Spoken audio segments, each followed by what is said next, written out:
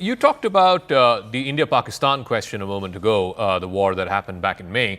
And again, in the context of President Trump claiming repeatedly that he was the one who brought about the ceasefire between India and Pakistan. And, as you would imagine, there is a lot of anguish here in India, particularly within the supporters of the ruling party, that why should a third party, however powerful that third party might be, why should a third party get involved and mediate the ceasefire, as President Trump has been claiming?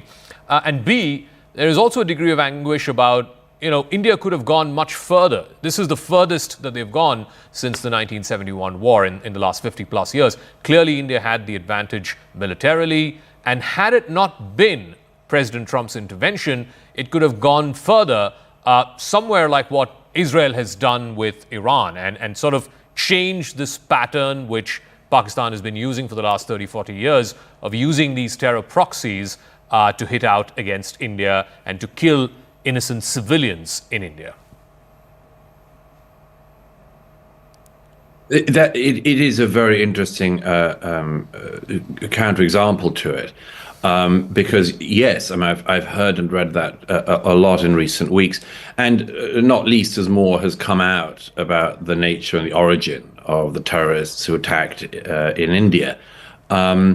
It's a very similar playbook, which elements in Pakistan, as with elements in Iran, have been playing, which is that you use terrorism, you use proxies.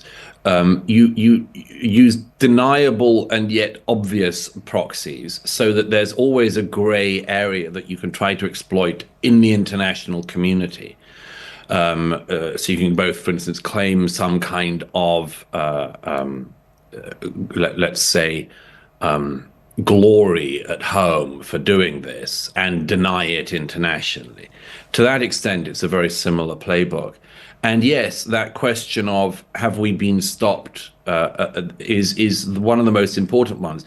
To my mind, whenever terrorist proxies are used by a rogue regime to carry out attacks, one of the noticeable things is the way in which in many contexts around the world, in India, Pakistan, Israel and Iran, the international community has this tendency to sort of say, we want you to go for a ceasefire now. And that's because the international community always calls for a return to the status quo ante, a return to the situation before the attacks. But a country that's been attacked doesn't necessarily have the luxury of simply returning to the period before the attacks. Certainly not if it wants to prevent more attacks. I'm very sympathetic to those voices inside India who think actually that the almost imposition, not really an imposition, but the urge towards a ceasefire merely sets up the conditions for the same thing happening again. That's something that Israel has suffered through for decades. And that's why I mentioned that one of the ways in which we might, or historians might, end up looking at this war is as the war of 1979 to whatever date you want to put on it, which is the moment that the Ayatollah Khomeini seized power in Iran and decided to turn an extraordinary civilization, the Persian people, into a people who were subjugated by the most extreme form of Shiite Islam, and to subjugate first of all the people of Iran and then people across the region, then to wage war on their neighbors.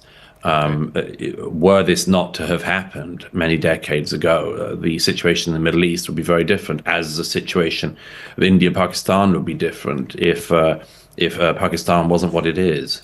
So which brings me to the central theme of your book, which is on democracies and death cults, Israel and the future of civilization.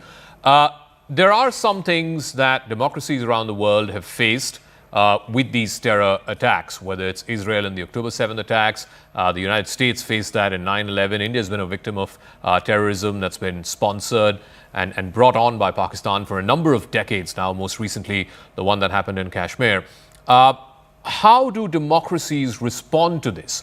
What is a democratic response to a bunch of fanatics who have been ideologically brainwashed that it's okay to go out there and kill innocent people in the name of some twisted ideology, and they're willing to die for this. What is the rational, democratic playbook to respond to this? It's an extraordinarily deep challenge, and it's one I've thought about for many decades as I've seen these death cult ideologies try to advance in country after country, and particularly in democracy after democracy. There's a phrase that the jihadists have used for many years, and it's similar to previous death cult ideologies in history, but it boils down to this boast: "We love death more than you love life." And I think many people in the democracies of the world, like us, find it hard to imagine that anyone could mean this. It seems almost impossible. And yet, if you look at the actions of jihadist terrorists, whether it's in Mumbai or as you mentioned, in New York or anywhere else, in Paris, this is a fervent belief that certain people have, and they believe not just in taking life, but in glorifying in death in the name of their warped ideology. And it is a great challenge to democracies to know how to respond to this, because, of course, we have to respond to it. There's no doubt about that in most people's minds.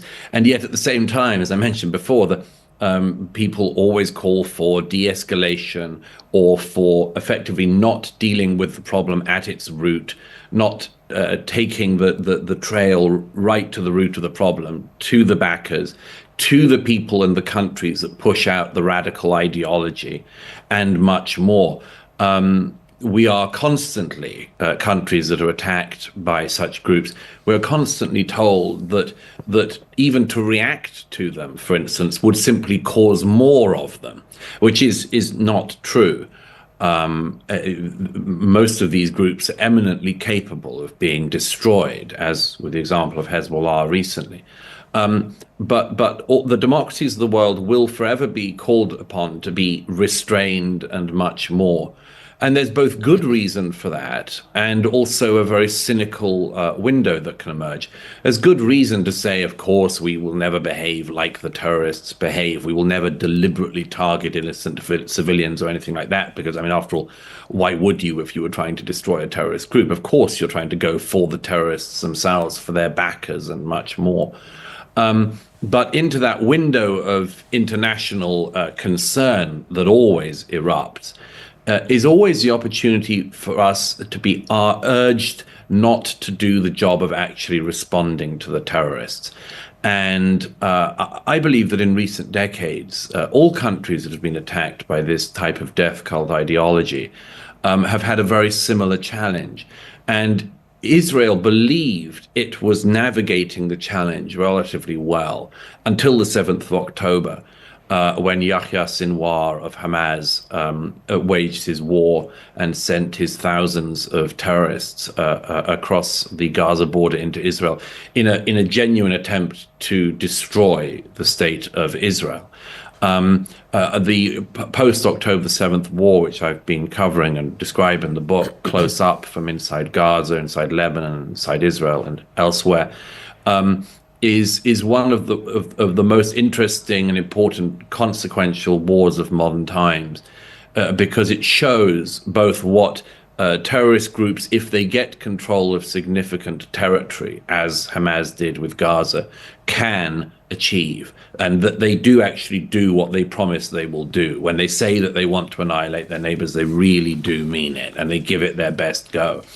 But on the flip side of that, as I describe on Democracies and Death Cults, such atrocities also present the challenge and an ability to respond by countries, in this case by Israel in particular, how to respond to this fanatical extremist ideology and to actually take the best opportunity to take this ideology and its backers out and move to a more peaceable future.